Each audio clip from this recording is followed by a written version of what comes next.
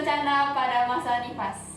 Baik, langsung saja di sini saya akan membacakan tentang pengertian krisis bencana. Di sini ada manajemen krisis dapat diartikan sebagai suatu bentuk respon dan upaya dalam menyikapi serta mencegah masalah krisis yang muncul melalui strategi manajemen krisis yang mungkin untuk dilakukan. Dan juga ada manajemen bencana adalah suatu proses dinamis, berlanjut dan terpadu untuk meningkatkan kualitas langkah-langkah yang berhubungan dengan observasi dan analisis bencana serta pencegahan, mitasi, kesiapan siaga, peringatan dini, penanganan darurat, rehabilitas dan rekonstruksi bencana. Di sini juga ada tujuan dari krisis bencana, yaitu menghentikan dampak negatif dari suatu peristiwa melalui upaya persiapan dan penerapan beberapa strategi dan teknik. Ada 3 elemen yang paling umum untuk mengidentifikasi krisis, yaitu ancaman bagi organisasi, unsur kejutaan, kepuasan waktu singkat. Beberapa berbeda dengan manajemen resiko, yaitu melibatkan menilai potensi ancaman dan menemukan cara terbaik untuk menghindari ancaman. Langsung saja lanjut. Adapun tujuan manajemen bencana secara umum: mencegah dan membatasi jumlah korban manusia serta kerusakan harta benda dan lingkungan hidup, menghilangkan kesengsaraan dan kesulitan dalam kehidupan dan penghidupan korban, mengembalikan korban bencana dari daerah penampungan atau pengungsian ke daerah asal bila memungkinkan, atau merekolasi ke daerah baru yang layak huni dan aman, mengembalikan fungsi fasilitas umum utama serta komunikasi atau transportasi, air, minum, listrik, dan telepon, termaksud mengembalikan kehidupan ekonomi dan sosial daerah yang terkena bencana, mengurangi kerusakan atau kerugian lebih lanjut, meletakkan dasar-dasar yang memerlukan guna pelaksanaan kegiatan fungsi fasilitas umum utama serta komunikasi atau transportasi, air, minum, listrik, dan telepon, termaksud mengembalikan kehidupan ekonomi dan sosial daerah yang terkena bencana, mengurangi kerusakan atau kerugian lebih lanjut, meletakkan dasar-dasar yang memerlukan guna pelaksanaan kegiatan rehabilitasi dan rekonstruksi dalam konteks pembangunan.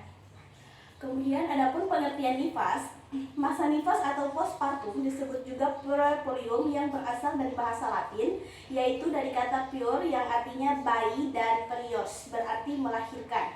Nifas yaitu darah yang keluar dari rahim karena sebab melahirkan atau setelah melahirkan. Kemudian masa nifas itu sendiri dimulai sejak plasenta lahir dan berakhir ketika alat-alat kandungan kembali seperti keadaan sebelum hamil. Masa nifas berlangsung kira-kira 6 minggu. Berlangsung selama 6 minggu atau 42 hari, merupakan waktu yang diperlukan untuk pulihnya alat kandungan pada keadaan yang normal. Jadi, masa nifas adalah masa yang dimulai dari plasenta lahir sampai alat-alat kandungan kembali seperti sebelum hamil dan memerlukan waktu kira-kira 6 minggu. Adapun tanda dan bahaya masa nifas, yang pertama, vagina bengkak dan bernanah. Yang kedua, infeksi pada luka bekas operasi. Ketiga, keluar nanah dari lubang vagina. Keempat, pendarahan yang berlebih saat masa nifas berlangsung. Yang kelima, sering merasa haus tapi buang air kecil sangat sedikit. Terus, mual, muntah, dan nafsu makan hilang. Tekanan darah tinggi, sakit kepala yang hebat, sesak nafas sebagai tanda bahaya nifas. Kemudian payudara bengkak dan baby blues. Adapun penanganan bidan terhadap ibu nifas saat bencana. Langkah prioritas mencegah meningkatnya kesakitan pada ibu nifas. Yang pertama, lakukan pendataan dan pemetaan pada ibu nifas di tempat-tempat pengungsian. Yang kedua, lakukan pemetaan puskesmas dan rumah sakit. Ketiga, pastikan petugas dapat menjangkau ibu nifas dan ditempatkan di dalam suatu tempat. Yang keempat, koordinasikan dengan subklaster gizi untuk ketersediaan konselor ASI di pengungsian. Terakhir, pastikan asupan gizi yang cukup bagi kelompok ibu nifas. Nah, selanjutnya di sini saya akan menjelaskan tentang langkah-langkah atau kegiatan yang dilakukan untuk mencegah meningkatnya kesakitan dan kematian pada ibu nifas. Nah, untuk langkah-langkahnya itu yang pertama ada kumpulkan data sekunder dari program KIA yang ada di puskesmas setempat. Yang kedua, menyiapkan peta daerah setempat dan menandai lokasi dan jumlah sasaran ibu nifas. Yang ketiga, melakukan pencatatan ulang di lokasi terdampak dan pengungsian dengan pengambilan data primer berdasarkan data aktual di lapangan. Yang keempat, dari lokasi dan jumlah sasaran ibu nifas. Yang ketiga, melakukan pencatatan ulang di lokasi terdampak dan pengungsian dengan pengambilan data primer berdasarkan data aktual di lapangan. Yang keempat, lakukan pembuatan peta tematik dengan metode tumpang susun atau overlay.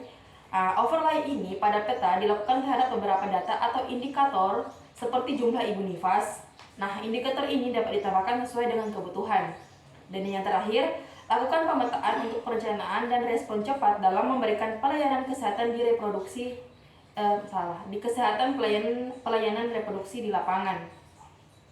Nah, selanjutnya penanganan yang dilakukan oleh bidan. Yang pertama yaitu memeriksa keadaan ibu seperti TTV dan head to toe. Yang kedua, menilai keadaan ibu. Yang ketiga, memberi edukasi seputar menjaga kebersihan vagina seperti mengganti pembalut setiap 4 jam sekali agar vagina tidak lembab. Yang keempat, memberi edukasi tentang istirahat yang cukup. Yang kelima, memberi edukasi tentang konsumsi makanan yang bergizi karena ibu sedang menyusui. Yang kelima, pastikan jahitan di vagina atau perut ibu postpartum tetap terjaga agar kering dan selalu bersih. Nah, itulah presentasi dari kelompok 3 tentang penanganan krisis bencana pada ibu masa nifas. Terima kasih. Sekian dan terima kasih. Wassalamualaikum